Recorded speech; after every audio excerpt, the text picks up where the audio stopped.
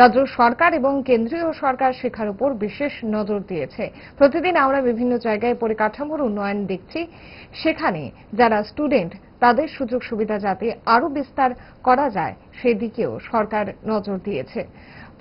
শিক্ষণ প্রণালীর উপরও জোর দেওয়া হয়েছে, কারণ স্টুডেন্টরা হচ্ছে মাটির পুতুল, তাদের গড়ে তোলা যায় সেভাবেই তারা গড়ে উঠবে বলেন মুখ্যমন্ত্রী ডক্টর মানিক সাহা। বৃহস্পতিবার বিশালগড় মহকুমা মধুপুর দ্বাদশ শ্রেণী বিদ্যালয়ের নবনির্মিত পাকা ভবনের উদ্বোধন শেষে ভাষণ দিতে গিয়ে এ কথাগুলো বললেন মুখ্যমন্ত্রী।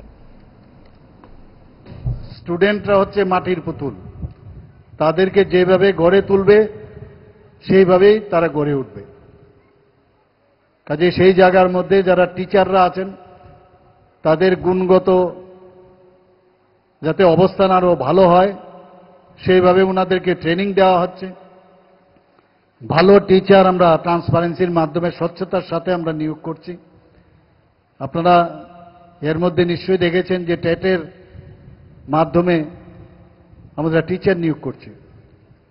বিভিন্ন স্কুলের যে নতুন নতুন এখন যে সুযোগ সুবিধা, ডিজিটাল ইন্ডিয়া, আমরা ডিজিটাল ত্রিপুরা, সেই সব লক্ষ্যে ক্লাসরুমগুলোতে আমরা স্মার্ট ক্লাস তৈরি করার ব্যবস্থা করেছি। টিঙ্কারিং ল্যাব থেকে আরম্ভ করে ইনোভেটিভ যা যা দরকার আমরা সেইগুলোর ব্যবস্থা করেছি।